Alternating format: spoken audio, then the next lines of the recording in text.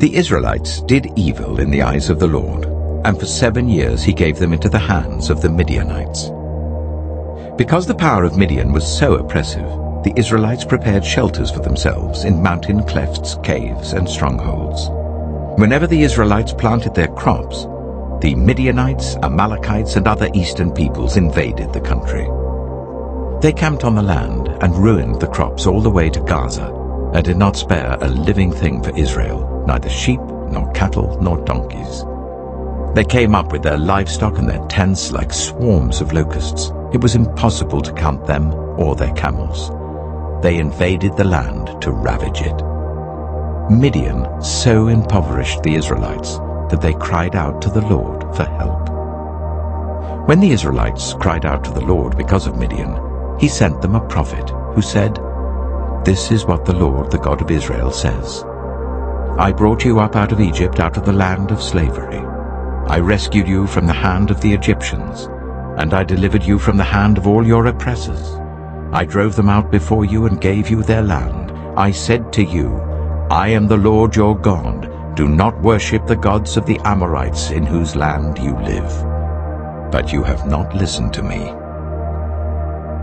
The angel of the Lord came and sat down under the oak in Ophrah that belonged to Joash the Abiezrite, where his son Gideon was threshing wheat in a winepress to keep it from the Midianites.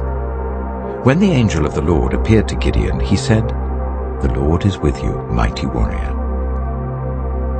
"Pardon me, my lord," Gideon replied, "but if the Lord is with us, why has all this happened to us? Where are all his wonders that our ancestors told us about when they said, 'Did not the Lord bring us up out of Egypt?' But now the Lord has abandoned us and given us into the hand of Midian." The Lord turned to him and said, "Go in the strength you have, and save Israel out of Midian's hand. Am I not sending you?" "Pardon me, my lord," Gideon replied, "but how can I save Israel? My clan is the weakest in Manasseh, and I am the least in my family." The Lord answered, "I will be with you, and you will strike down all the Midianites, leaving none alive."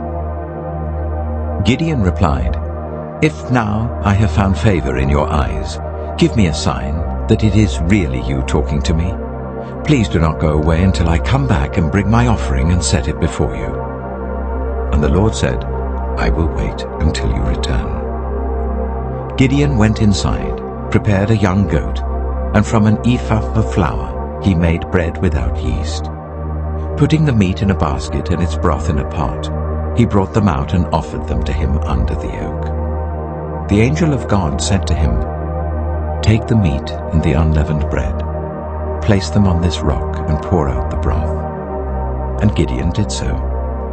Then the angel of the Lord touched the meat and the unleavened bread with the tip of the staff that was in his hand. Fire flared from the rock, consuming the meat and the bread. And the angel of the Lord disappeared. When Gideon realized that it was the angel of the Lord, he exclaimed, "Alas, sovereign Lord, I have seen the angel of the Lord face to face."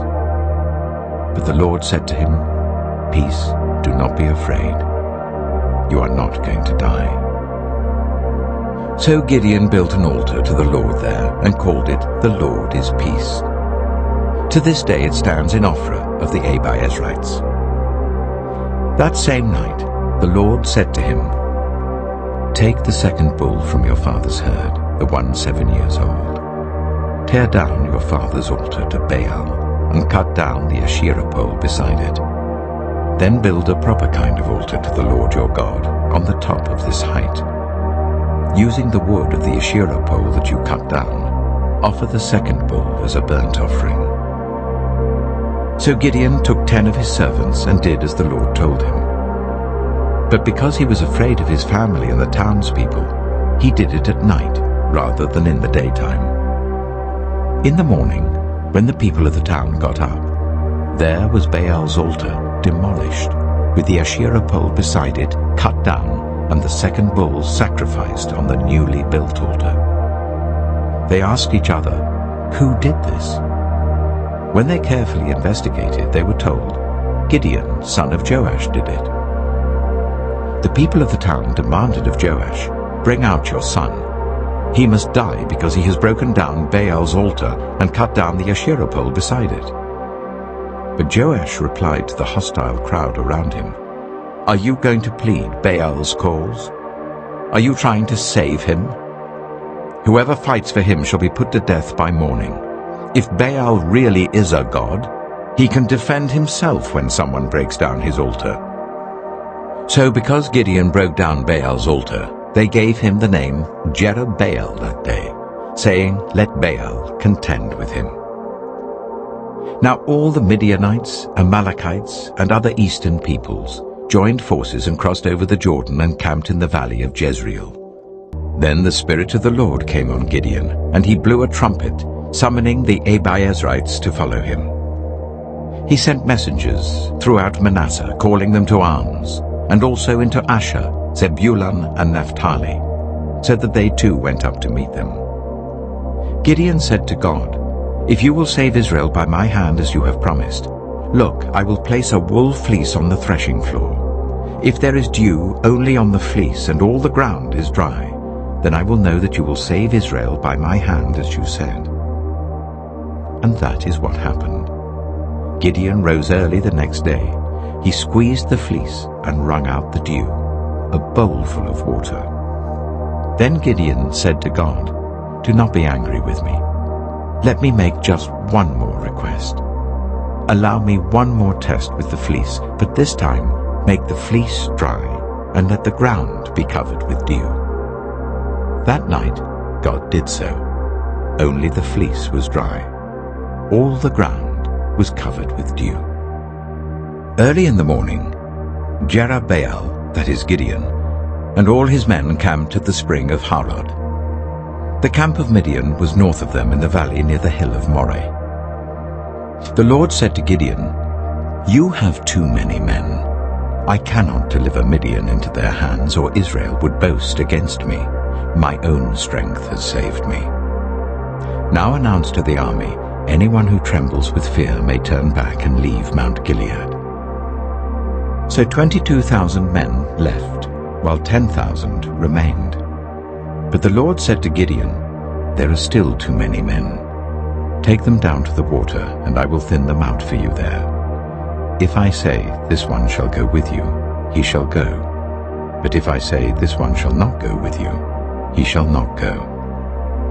So Gideon took the men down to the water. There the Lord told him, "Separate those who lap the water with their tongues as a dog laps, from those who kneel down to drink." 300 of them drank from cupped hands, lapping like dogs. All the rest got down on their knees to drink. The Lord said to Gideon, "With the 300 men that lapped, I will save you and give the Midianites into your hands. Let all the others go home."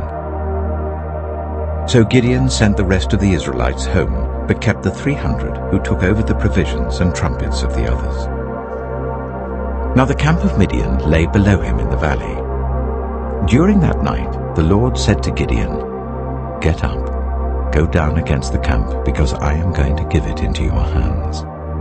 If you are afraid to attack, go down to the camp with your servant Purah, and listen to what they're saying. Afterwards you will be encouraged to attack the camp." So he and Purah, his servant, went down to the outposts of the camp. The Midianites, the Amalekites, and all the other eastern peoples had settled in the valley, thick as locusts. Their camels could no more be counted than the sand on the seashore. Gideon arrived just as a man was telling a friend his dream. "I had a dream," he was saying. "A round loaf of barley bread came tumbling into the Midianite camp.